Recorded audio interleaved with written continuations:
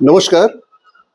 Cataract সার্জারির পর আমি এই প্রথম ভিডিও লঞ্চ করছি। ভিডিওটির বিষয়বস্তু অনেক মানুষই জানেন, তবুও আমি একটু অন্যভাবে ব্যাখ্যা করার চেষ্টা করছি। মানুষের মন সর্বদাই নেগেটিভ এবং পজিটিভ ভাব দ্বারায় উদ্বুদ্ধ হয়, কখনো কখনো নেগেটিভ, কখনো কখনো পজিটিভ। তাই আমার অনুরোধ, মনকে যদি পজিটিভ ভাবধারায় পরিচালিত করা যায়, তাহলে আমাদের মন ভালো থাকবে এবং আমরা সুন্দরভাবে জীবন ধারণ করতে পারব।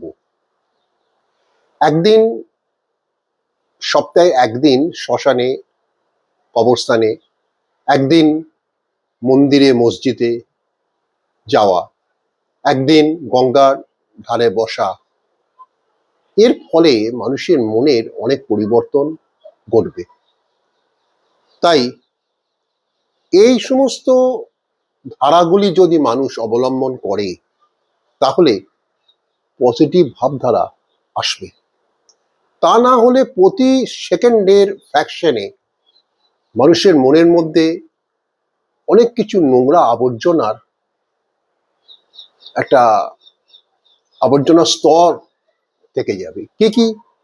স্বার্থপরতা, নিষ্ঠুরতা, বর্বরতা এবং হিংসা, দেশ, এগুলি মানুষের মনকে ভারাক্রান্ত করবে। মানুষ অন্যের ক্ষতি চাইবে এবং মানুষ অনেক নিচুতে নেমে যাবে। অনেক মানুষ অনেক উঁচুতে বসবাস করেন, কেউ 70th ফ্লোর, 70 তলা, আবার কেউ নোংরা আবর্জনার পাশে বসবাস করেন, নোংরা পরিবেশের মধ্যে বসবাস করেন।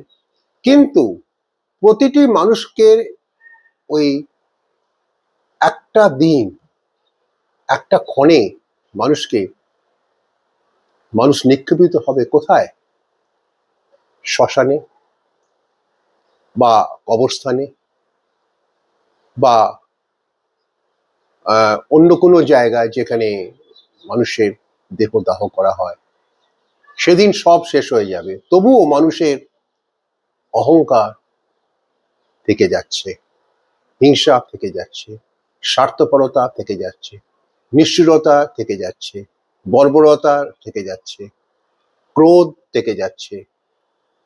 তাই মনকে পবিত্র রাখুন, তাহলে পৃথিবী সুন্দর হবে এবং পৃথিবী নতুন সূর্যকে আবার আহ্বান করতে পারবে।